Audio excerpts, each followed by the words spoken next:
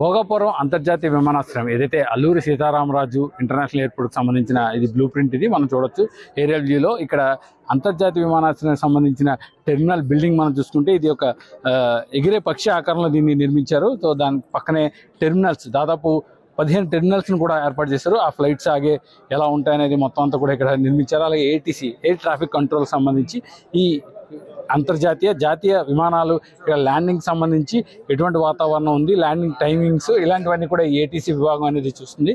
మనం ఇక ఈ పక్కన చూసుకుంటే ఎంఆర్ఓ అంటే ఏంటంటే ఏదైతే ఈ ఫ్లైట్స్కి సంబంధించి ఏమైనా రిపేర్స్ కానీ ఏమైనా టెక్నికల్ ఇష్యూస్ ఏమున్నా కూడా ఇక్కడ పరిష్కరించే విధంగా దీన్ని తయారు చేస్తారు. అలాగే ఫ్యూయల్ ఫామ్ అంటే పెద్ద ఏదైతే ఈ విమానాలకు సంబంధించి ఇంధన అవసరాలకు సంబంధించి ఈ ఫ్యూయల్ ఫామ్ కూడా ఇక్కడ ఏర్పాటు చేయబోతున్నారు. పెద్ద ట్యాంకర్స్లో వీటిని ఫ్యూయల్ని ఫిల్ చేసేలా ఉంటుంది. ఇక్కడ మనం చూసుకోవచ్చు ఈ చివరన ఏదైతే ఉందో ఇది రెయిన్ హార్వెస్టింగ్ అనమాట. అంటే వర్షం నీటిని సంరక్షించేందుకు అయితే ఈ రెయిన్ హార్వెస్టింగ్ పెద్ద ఒక చిన్న చెరువుల్లా వీటిని అయితే ఏర్పాటు చేశారు. అలాగే మనం చూసుకోవచ్చు ఈ ఎయిర్పోర్ట్ మెయిన్ టెర్మినల్ పక్కనే హోటల్స్ వచ్చేలా దీన్ని ఏర్పాటు చేశారు. అంటే భవిష్యత్తులో 6 లక్షల మందికి ప్రస్తుతం నిర్మించినప్పటికీ భవిష్యత్తులో వాటి సంఖ్య పెరిగే అవకాశం ఉన్న నేపథ్యంలో ప్రయాణికులకు అనువుగా ఉండేలా పక్కనే హోటల్స్ కోసం ఏర్పాటు చేశారు. అలాగే సోలార్ ప్లాంట్ ఏదైతే ఈ ఇంటర్నేషనల్ ఎయిర్పోర్ట్ నిర్వహణకు సంబంధించి విద్యుత్ వినియోగం అధికంగా ఉన్న నేపథ్యంలో దానికి సంబంధించి సోలార్ ప్లాంట్లు ఎక్కడ వస్తాయనేది ప్రత్యేకంగా మనం ఇందులో చూడొచ్చు.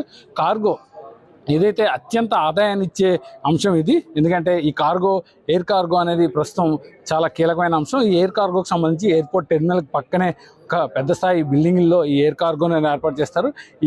మన ఏపీ విశాఖ నుంచి విదేశాలకు ఎగుమతి చేసేందుకైతే ఈ ఎయిర్ కార్గో టెర్మినల్ ఏర్పాటు చేస్తారు. దానికి సంబంధించిన అనుబంధ భవనాలన్నీ కూడా ఏర్పాటు చేస్తారు. ఇది ఈ ఎయిర్పోర్ట్ టెర్మినల్కి సంబంధించిన బ్లూ ప్రింట్ విశేషాలు.